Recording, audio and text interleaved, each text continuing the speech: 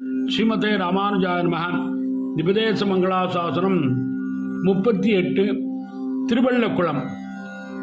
கோலிரை மேய்த எங்கோவலர் கோவே, கோலிரை மேய்த எங்கோவலர் கோவே, நாளாகிய வேதியர் மன்னியனாகோ, சேலார் வயல் சோழ் திருவிழக்குளத்துள் மாலே என் வல்வினை தீட்டருள, சேலார் வயல் சோழ் திருவிழக்குளத்துள் மாலே என் வல்வினை தீட்டருள,